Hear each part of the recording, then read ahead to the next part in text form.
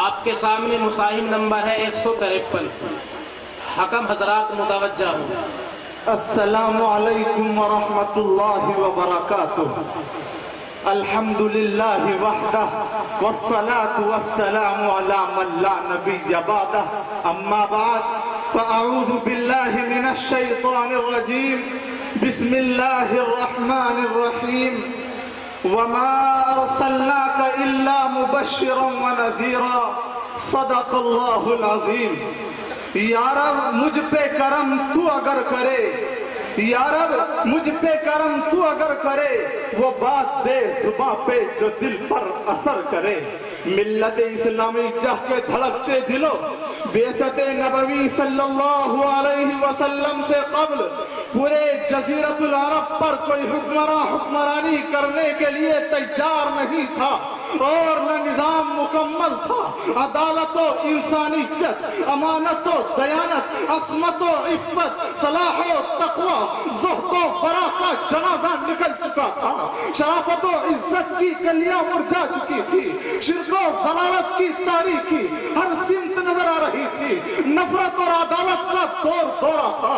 قدرت خداوندی نے اس پرفتن دور میں شہدائے جان لات و عزا کو رشد و ہدایت کے راستے پر گامزن کرنے کے لیے، وحشت اور بربریت کو ختم کرنے کے لیے، فاران کی چوٹی سے آفتاب رسالت آمنہ کے لال، عبداللہ کے لخت جگر، عبد المطلب کے نور نظر، وجہ تخلیق کائنات، امام الانبیاء احمد مصطفیٰ محمد مصطفیٰ صلی اللہ علیہ وسلم کو طلوع فرمایا. مکہ میں طلوع آفتاب کے وقت آفتاب رسالت آمنہ کے لال، عبداللہ کے لخت جگر، عبد المطلب کے نور نظر، وجہ تخلیق کے کونوں مکان، یتیموں کے فالی، غریبوں کے حامی، بے کسوں کا سہارا، محبوب کبریا جناب محمد رسول اللہ صلی اللہ علیہ وسلم دوشنبہ کو اپنے تمام انوار و برکات کے ساتھ تشریف لاتے ہیں.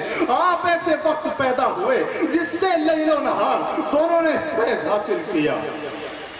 میرے قلب و جگر کے ساتھیوں، حضرت آمنہ خود فرماتی ہے کہ میرا نور نظر اور لخت جگر انگشت شہادت سے اشارہ کر رہا تھا. وہ اشارہ کیا تھا؟ وہ اشارہ اشہد ان لا الہ الا اللہ کا اشارہ تھا. قلب آمنہ میں مسرت و خوشی کی حد نہ رہی جب محمد کی اداؤں کو دیکھا. کچھ غم کے اثرات بھی ہیں. حضرت آمنہ فرماتی ہے کاش آج عبداللہ ہوتے اس لخت جگر کو جو چاند سے بھی زیادہ خوبصورت ہے دیکھ کر کتنے خوش ہوتے، کھلونا وغیرہ لاتے. غیب سے آواز آئی کہ آمنہ فکر مت کرو، میں اس کا رب ہوں، مربی بھی، استاد بھی، سب کچھ ہوں میں اس کا. وآخر دعوانا ان الحمدللہ رب العالمین.